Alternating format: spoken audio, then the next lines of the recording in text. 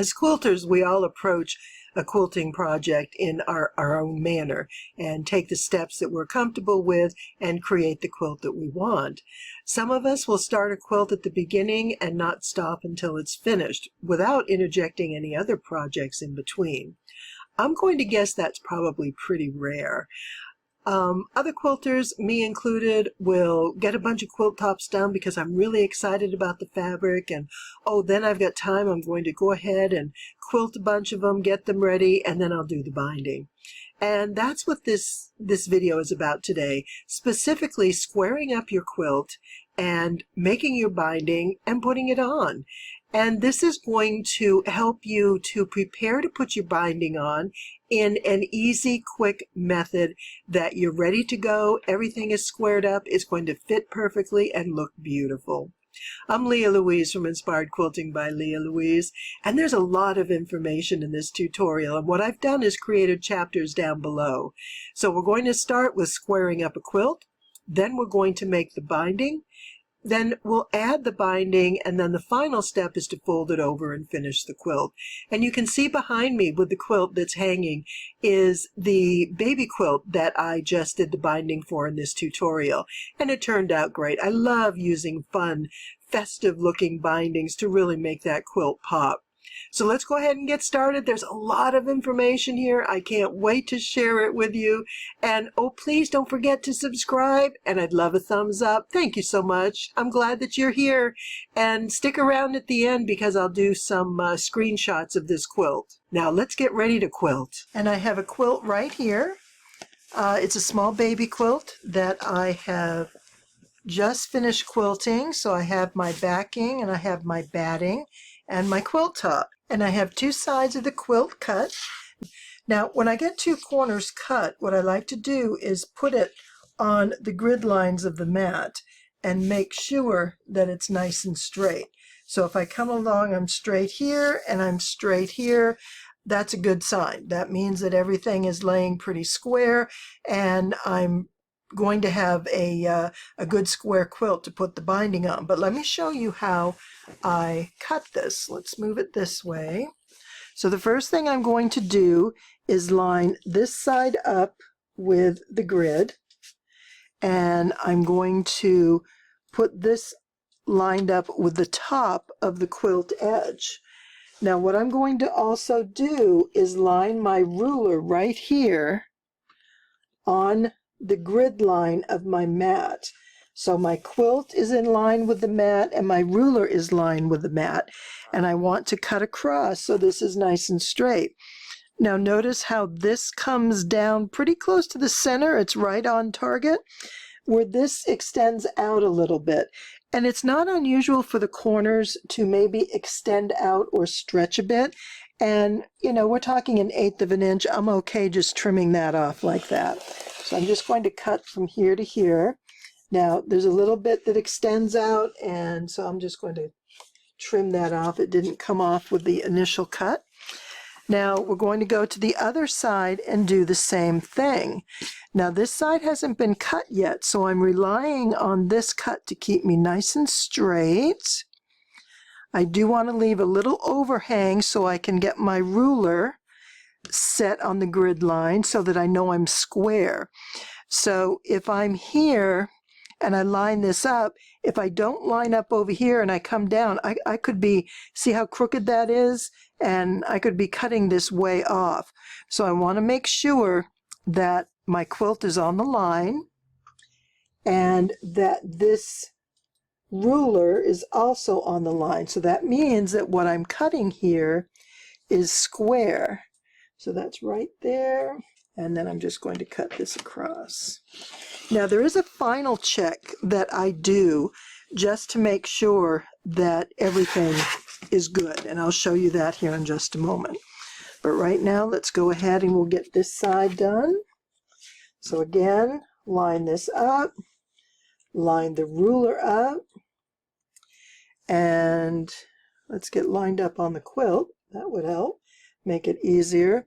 The other thing you can look at, now see this one is a little bit off, is how these grid lines fall on the squares.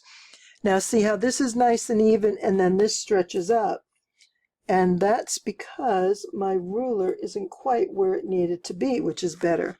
Now, sometimes you'll get a block that sort of, you know, does its own thing, and that's just either the quilting or the way it was stitched. But what we want to do here is make sure that the corners are square in order to get a really good binding. So we're set here. I'm going to cut from here as far over as I can. And now I'm going to bring this in. So at this point, I have a straight edge here. I'm going to put on the grid line, and I will put this up. Now I'm going to have to come back and trim this. See how far that seam is down. So I'm just going to go ahead and cut this to get it relatively straight, and then I'll come back and trim that. So this was a really good example to show you because there are a couple issues here that I need to take care of. Okay, so I'm going to put this on the line over here.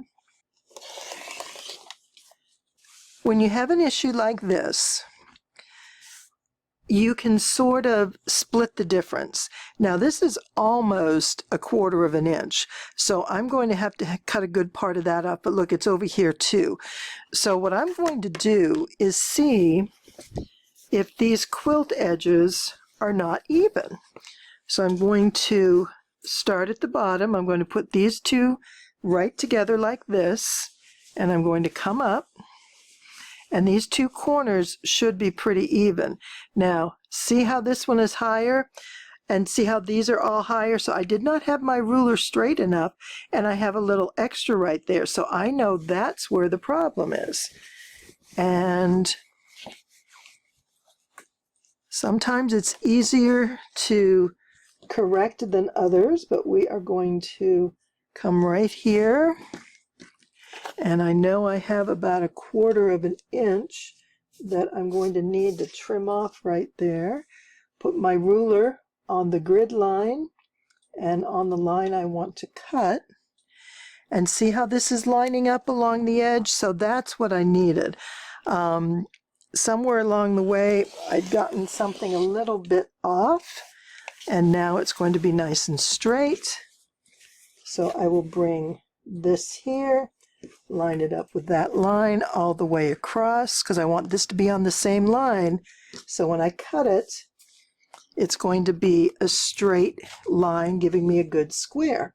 So again, I'm lining it up this way, and I'm lining it up this way. And that's why I like the clear rulers, because I can see the grid underneath. And then this lines up great. So now I'm going to cut this. And there we go. We are still a little bit off, but that's something I can take care of with the seam allowance. That's pretty minor. All right. So the last thing that I do is, as I showed you, I always do my corner to corner test. And I put this corner here, and I'll put these two corners here, and they should come out pretty even. So that means that the width of this quilt on that end is nice and even. This is particularly important if you, oops, excuse me, I hit the camera, particularly important if you are putting a binding, or excuse me, putting a border on, because you want that border to be the same on the top and bottom. Otherwise, you don't have a square or rectangular quilt. It's more of a, what do they call it, a parallelogram. And that's not what we want with our quilt. So this goes here to here. And you can see I'm a little bit over here, but look, I left a little bit of the batting there. So accuracy is pretty important, and I'm just going to trim that little bit off so I have a great square, and we're going to be good to go. And I'm going to show you how to do the binding. Now when I do my binding, I cut it at 2.5 inches wide. And here's my binding here. So there's lots of bright colors here, and the back is blue. So I thought the blues and greens would go pretty, plus that yellow will bring out some of the bright colors. And I like stripes, I like geometrics in the binding because it makes it stand out, and it just gives another little flash of color and style. So I do want to show you the back of the quilt. If you saw the previous video, we did just a basic wave or an elongated curve, whatever however you describe it. And it worked out really well. And so I spray basted this first. So I have a video on how to spray baste. And then I did a video on how to do this quilting. This is probably the easiest quilting.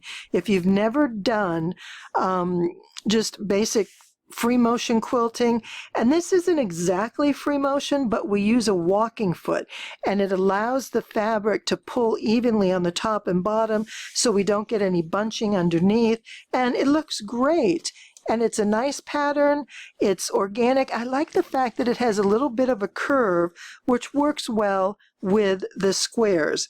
I don't always like to do, sharp quilting lines when I have, real squared patterns. I kind of like to soften it up with a wavy line like this. So I really like how that turned out. And then the next thing is going to be my 2.5-inch strips. Now I need to measure my quilt to see how many strips I'm going to need.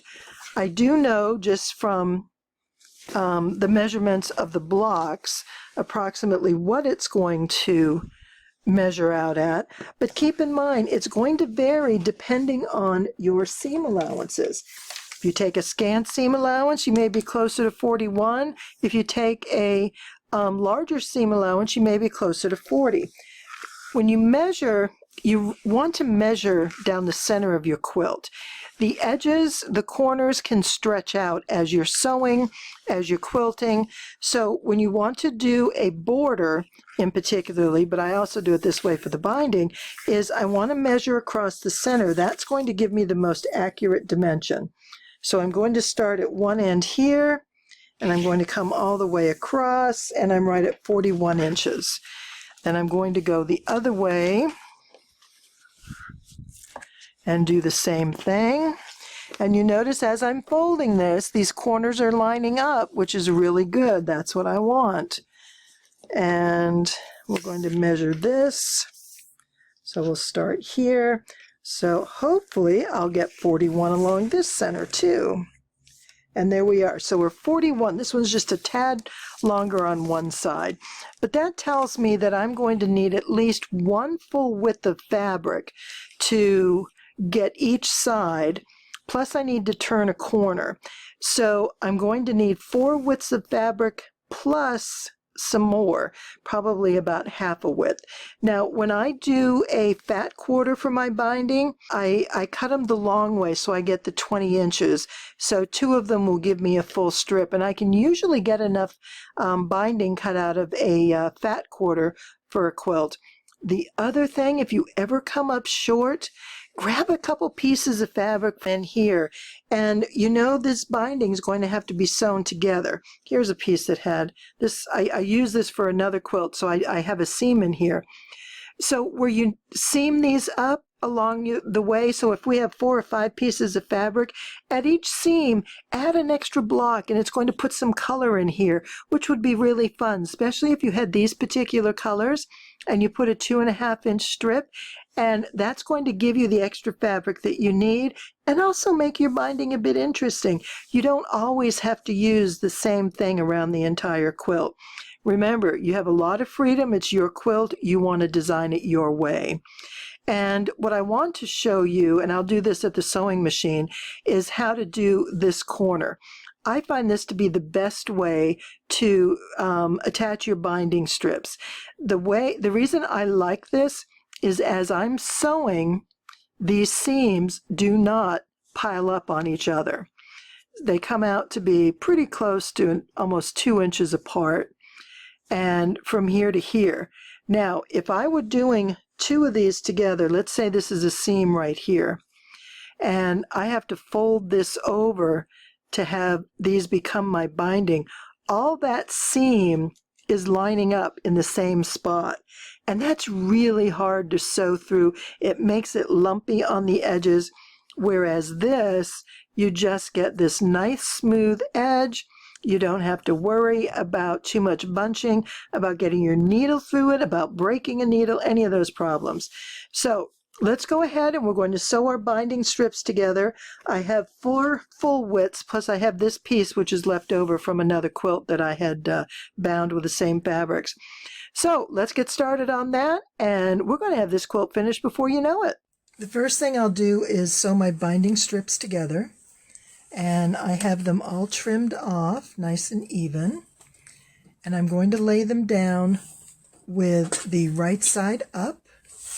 The first piece comes in the long way horizontally, and the second piece is going to be in the opposite direction right on top like this, so we create a square. And we're going to sew from this angle to that angle, and by doing that we are going to create a straight line. So let me go ahead and get this sewn. I have my walking foot on because I was just quilting, and I do use the walking foot when I'm putting the binding on. So I'm going to leave it on for right now. Now when I put this on, I want to make sure I'm leaving just a little bit here and a little bit there. Now you want to make sure also that this is square.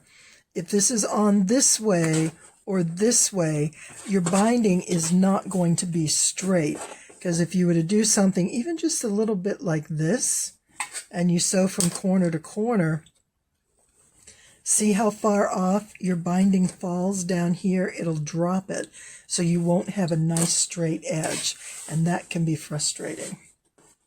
So we are going to put this right on the top edge. We're going to go corner to corner, right sides together, and we start in that corner and come here. If you're more comfortable, you can certainly take your ruler and draw a line. And what I do is I'll put my needle down in the fabric. Well, if I can get it in there, there we go. And I've got my fix on, so it does an automatic back stitch. And then I'm going to just hold this straight and come right to that line. And again, if you need to draw a line, you can, just put a spot here, put a ruler down, and I just eyeball it. And I've done this enough that I feel pretty comfortable about getting my needle right where I want it to be. Okay, now I have this long piece, and I'm going to pull it this way. I hold it between my thumb and my finger to get the wrinkles out, or the twists out. So when I come to pick it up, I want to make sure it stays flat and this right side is down, and I'm pulling this through, because if I get this twisted along the way when I go to attach my binding, it's going to have a twist, and you're going to have to cut it apart and loop it around, which can be frustrating. So we have our first 2 sections joined together.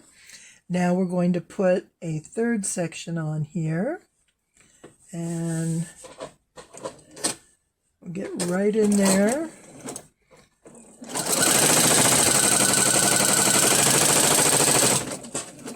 And again, I'm going to pull it through my thumb and finger so I know that it's straight, it's smooth, it's where I want it. I get my next one. Now I did cut the selvages off, but I didn't quite get enough of this one apparently. Okay, there we go. And we're going to put this right here, line it up. And what I do is I'll put my needle right in that little corner. See that corner right there? And let me get my little stylus. So I put my needle right there so I know I'm in the corner, and that's sort of where I'll start. And I get my fabric lined up. I'll do a stitch or 2 just to lock it in place. Whoops, and hopefully not move it. Let's try that again. All right, so we're going to line this up here. And I'm going to line that up there. Now see, the other thing you don't want to do is come off too short. This corner doesn't really matter, but over here you don't want to come up short. If anything, you want to go over just the littlest bit. There we go. I'm just going to redo this so I can do the corner for you. Put that thread under there and keep this straight, keep this straight. I'm going to tuck my needle right in. It's holding the fabric, and now angle this the way I need it so it'll come straight down to the corner. I need to hang on to that one. All right, just run our fabric through our hand, make sure it's nice and flat, and I guess I have them all done. So this is my last one, and this is the one that has a seam from before, so I'm not going to use that end, I'll use the other end. And this will either be, continue to be used for binding extensions if I need the extra, or I'll just cut it into 2.5-inch strips or squares depending on what I'm working on. And we just come all the way through. All right. Now what I do at this point is I'll come through and I'll just cut my 1/4-inch seam, and as I'm cutting it I'm going to separate them. We had a little extra thread there, so let me cut that off.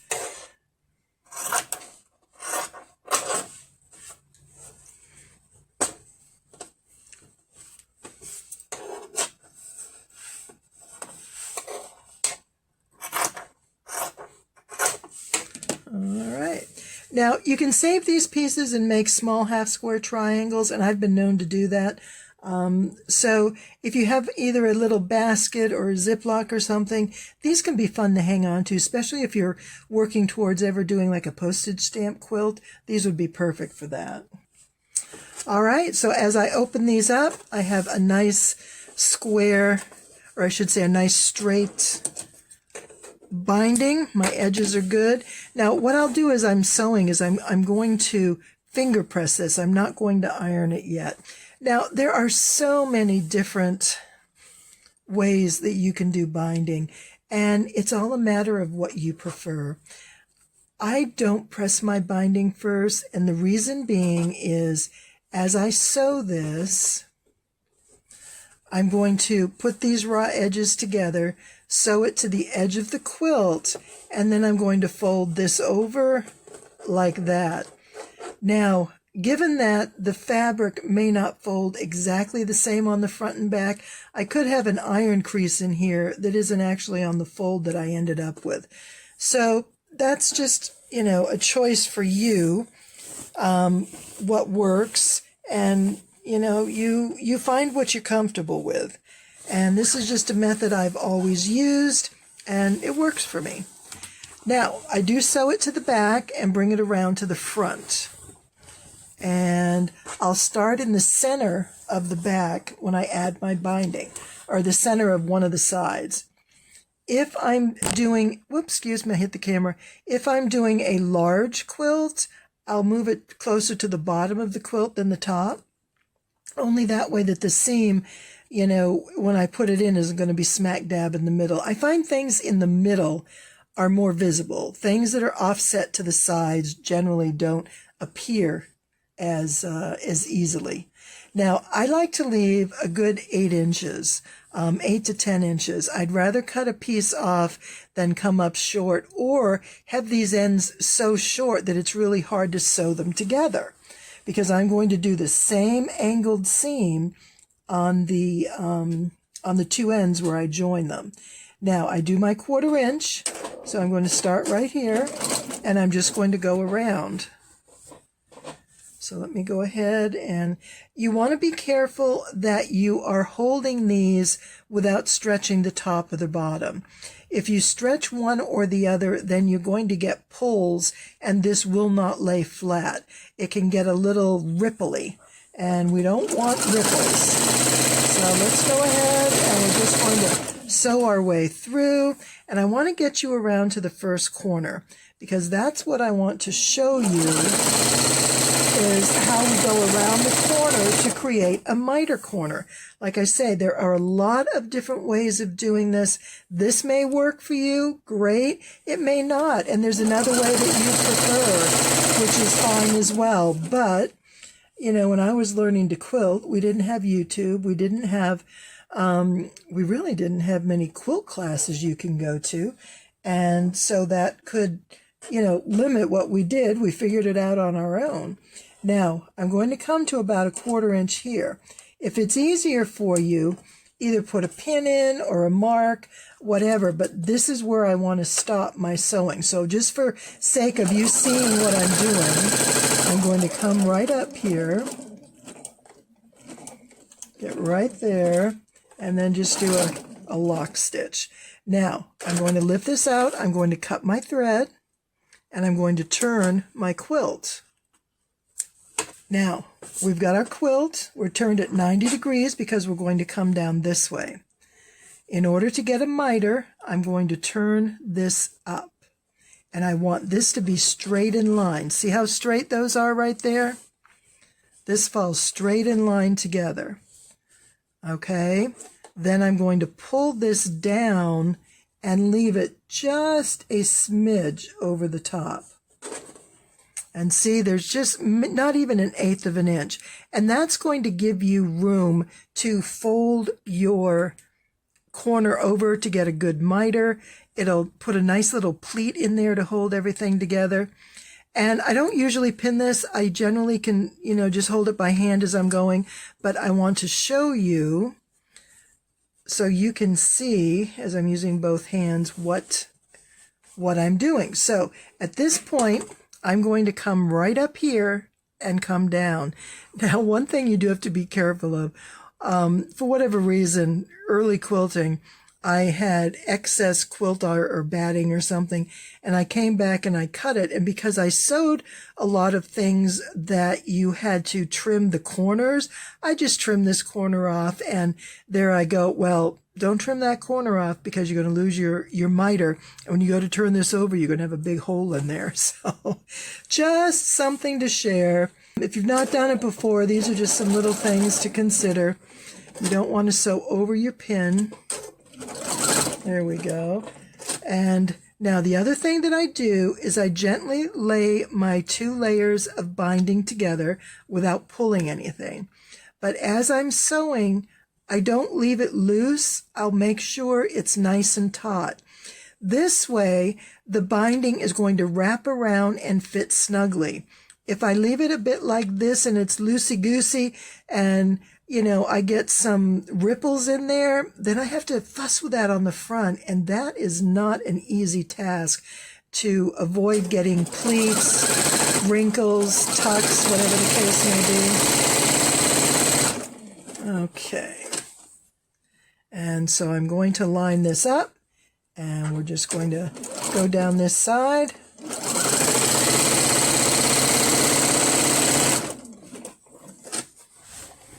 And the weight of the quilt wants to pull me that way, so just, keep a good grip on it. Now, when I'm folding this over, I want the seam allowance to go the direction I'm sewing, away from the needle. That way, I don't have any problem with the seam allowance getting flipped up or turned over and creating a lump. So I line this up together again, and I put it right here.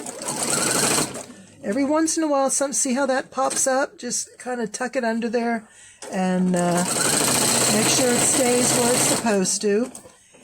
And then I'll go across the seams and then I'll readjust. So I want to make sure these seams are coming down. And as I sew, it'll go right over them and hold them in place.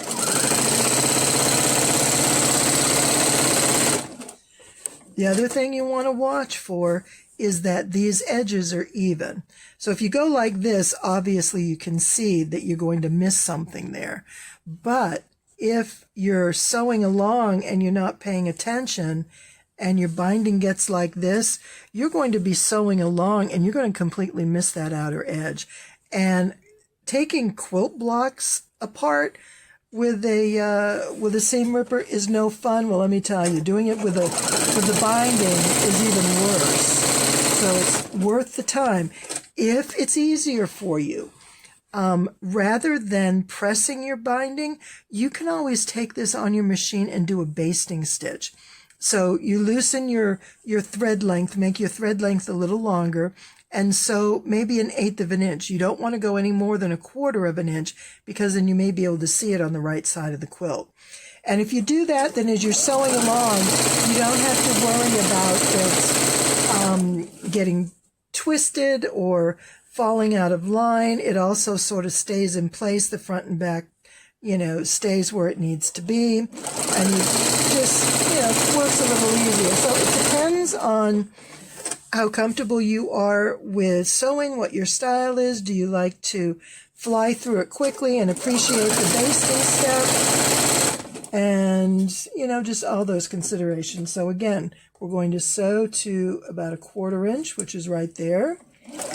So when I get to that needle, I'm just going to set my stitch and take it out and cut it. I'm going to turn this. I'm going to flip it up. It's nice and straight. I'm going to bring it down. Can you see that? So I'm pulling it up so I get it nice and straight, and I hold it in place with my finger, and then I bring this down, leaving it just a tad bit over, and then I'm going to pin this in place. Now, you can tell when you look on the back, you can see just a little bit of it extending. You don't want any more than that, because otherwise you're going to get a funny lump in your corner. There's going to be more fabric there than you know what to do with. So I'm going to set this in, set my stitch, and get my 2 layers together. And there we go. Now, every once in a while, you may find that your seam in the binding will fall on a corner. And doing this with a seam can be tricky only in that there's a lot of fabric.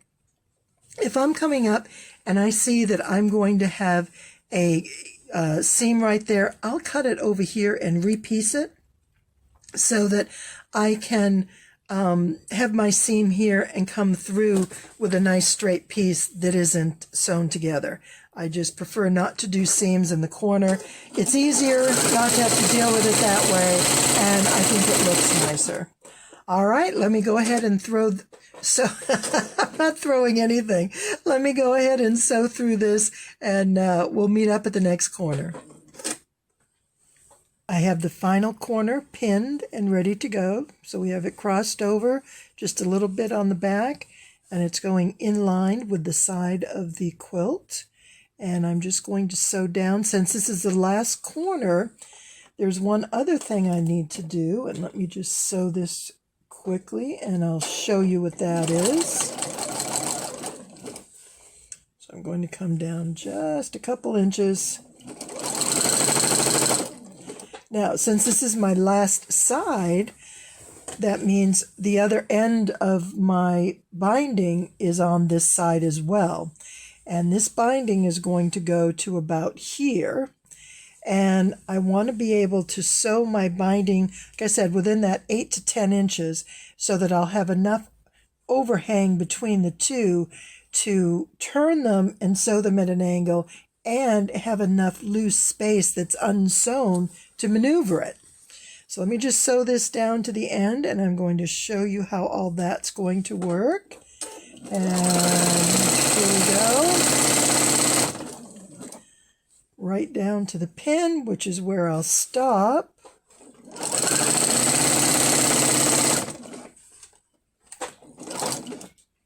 I've sewn the binding as far as the pin, which gives me space to work with joining the two pieces together.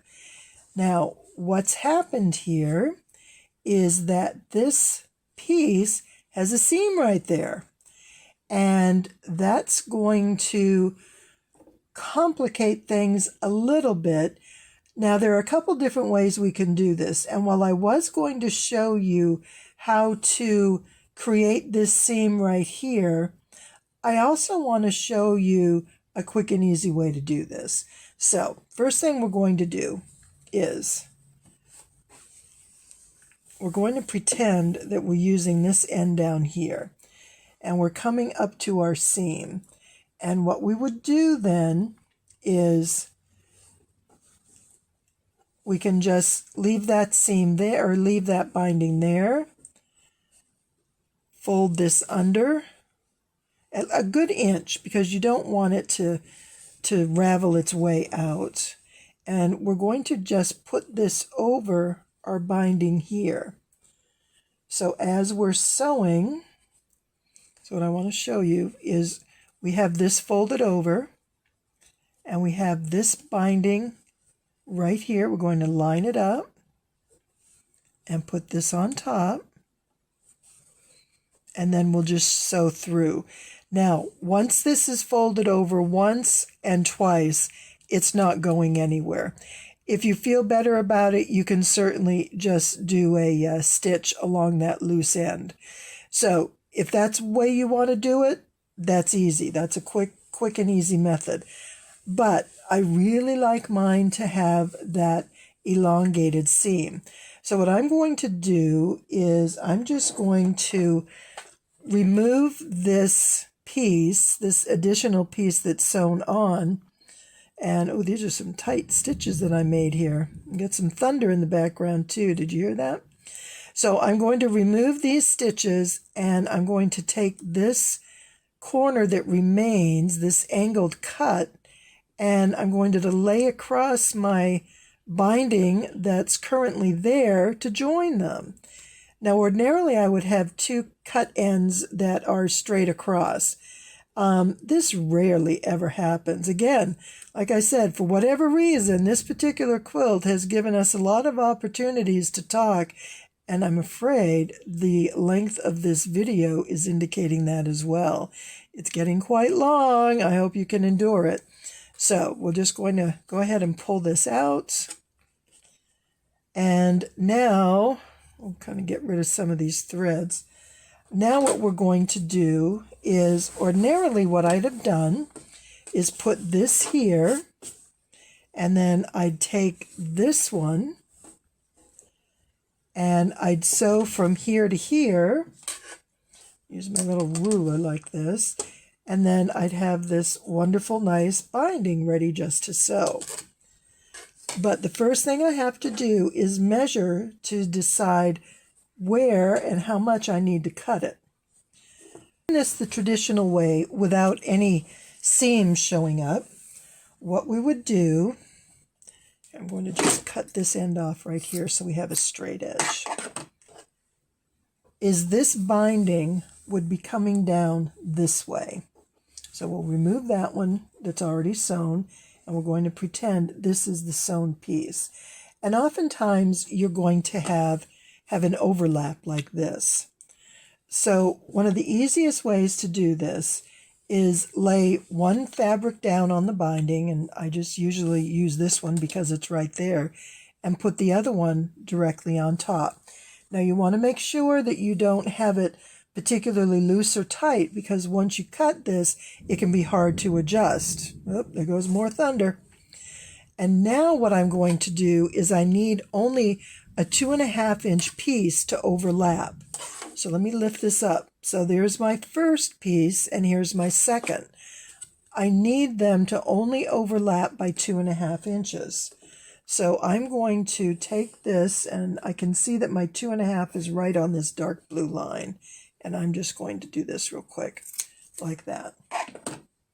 Which was silly to do, wasn't it? Because this is perfectly good fabric that I wasn't attaching to anything. But oh well, for the sake of showing you, it's definitely worth it.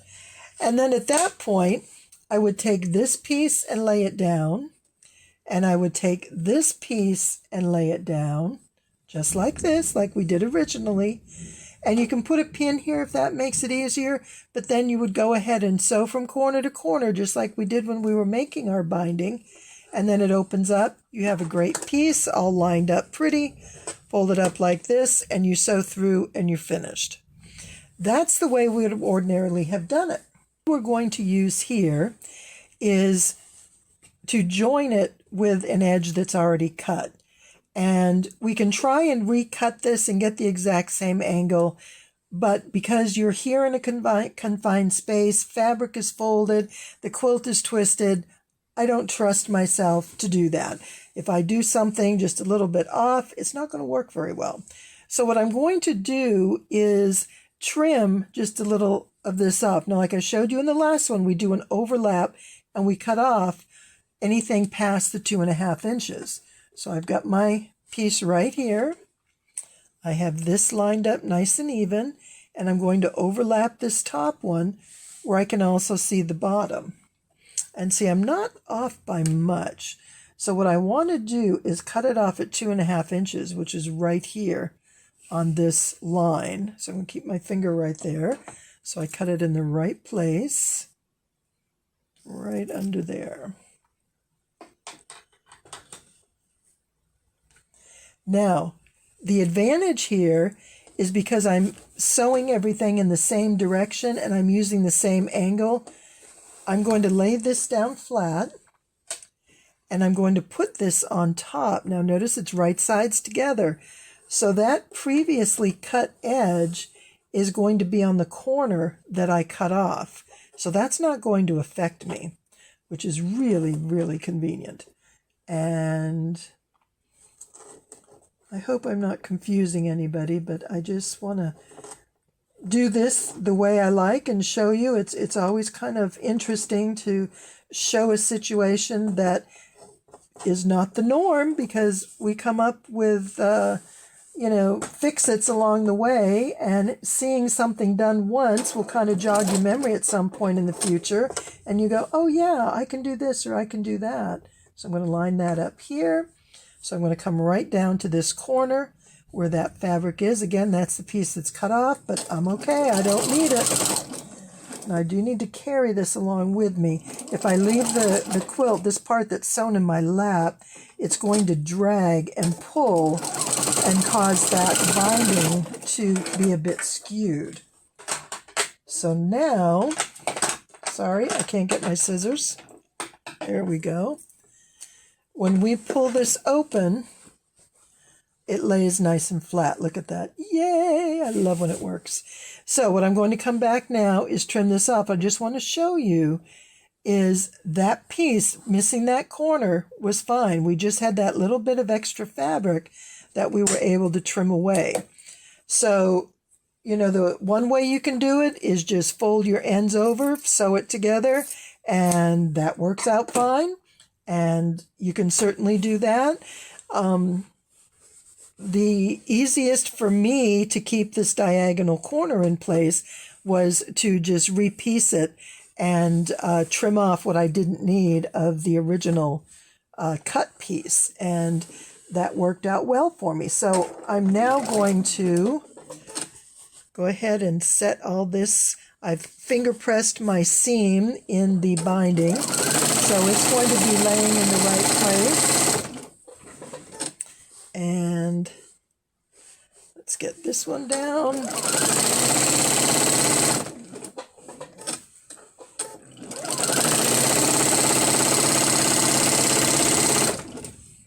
Okay, everything is sewn. Now I'm going to trim some threads, then we'll turn the binding over and I'll show you what the next step will be. Now I have my quilt right side up. My binding is going to wrap around from the back to the front. I do want to show you, I've changed my thread. I have a variegated sort of a tealy turquoise aqua color, and then I'm using my walking foot. And I continue to use my walking foot because we have a lot of layers of fabric. And the purpose of the walking foot is to bring the top fabric moving in line with the bottom fabric. So the top feed dogs and the bottom feed dogs are working together. Sometimes if you don't have this walking foot in place, you can slip and slide on the top, and this fabric or your stitching, can jog back and forth and have some skip stitches. It also can end up that you get down to the end and you have excess top fabric because it hasn't pulled through evenly. So for me, it just works really well. All right, big booms, we got a storm coming. I am simply going to use a straight stitch. A lot of times I like using the decorative stitch. It's called the buttonhole stitch because it sews along and it gives little, side steps like the old buttonhole embroidery stitch. And I like that on a quilt. I think it gives it extra reinforcement, but This video is long enough. Sorry, I don't mean to rush it, but I'm sure you all have had just about enough of this. And I'm going to line this up. I'm going to put this right over the stitched line, and I'm going to sew very close to that edge. And once I get down, I'll flip this over and show you what it looks like. Okay, and you probably notice I keep my arm here on the quilt because it's hanging over, and it's not that heavy, but it is bulky. I help move it along with my arm. So I sort of bury my arm into the quilt, and then I just move everything along simultaneously. All right, needle down, pull it over, and see, oh my goodness, yep, it looks great. I love it. The straight stitch is a really quick way to do it. The decorative stitch that I use takes much longer, a lot more thread, but I just like the look. And, for me, it works. And I've just gotten used to doing that because that's how I've done most of my quilts. When I first started doing binding by machine, because for years I would hand sew the binding, I always thought that having stitching on the front was sort of like cheating. Well, I get over that in a hurry. Well, let me go ahead. I'm going to get to the first corner. I'll show you how we go around that, and then we'll get this quilt finished. Take a look. See how nice that looks on the back? Looks great. That's exactly what we want. Okay, here I go. I'm approaching my first corner, and you see how this kind of creates a box shape. That's the turn that we took on the corner. That's going to give us our miter, so everything closes up nice and neat. Now, if you turn this over, you see how that miter is lined up, and you have an open side over here. So I can actually put a needle inside there, okay? So that's open. The reason that's important is you want the opposite side to be open here. So if I were to put this one down first and bring this one up, not only is this difficult to sew because you're going against loose fabric, but you're going to have that miter on the same side. It's better to pin this down in place where you want it. And I'm going to just put this right over my stitching. I'm going to come down about 1/2 inch away from the top because I don't want my needle or presser foot to get caught up in this. And I'll just run that through there. So now I can hold this down. And then the other thing I do as I get close is I'll put my needle here, and I'll actually tuck this piece in. Now, if you just hold it with your finger and pull it over, sometimes this won't come out square, and you'll have a little overhang, or this corner won't line up. And if you find that that's happening, just take your pin or a needle and just tuck this down. I can't even hold it, just like this, and tuck it down, and then put that on top. And I'm going to put a little bit of a pin right in that corner just to hold everything in order so I can show you. So on the back, we have the miter here, and on the front, we have the miter. And notice that fold is going as opposite direction. So the fold here comes out that side, and the fold here comes out this side. That way they're going to lay flat against each other. So I'm just going to continue sewing down along the edge. And as I get to this point, I'm going to slowly pull my needle out, and I'm going to get right here. Okay, I'm going to set my stitch. I need to come over one more. And now I'm ready to come down here. And by sewing this in place, by pinning this in place, it keeps everything square and in line where I want it. So that once I turn my corner, I'm good to go. I can just pick it up and start sewing. So let me go ahead and finish this up. And when I get to the end, I'll show you how we finish off. I'm down to the end. I just have a few more inches to go. Here's where I started.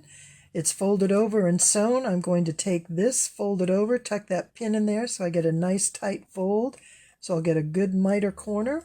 And then I'm going to lift this up just a little bit so I can get a pin in there to hold everything right where I want it. And I'm sewing right along the edge. And when I get down here, I'm going to pull the pin out, but I'm going to hold that corner right there because I don't want it to slide. And I want to line up with my previous stitching, and I'm going to overstitch by about an inch just to lock everything in place. And there you have it. It's finished. And that was a breeze.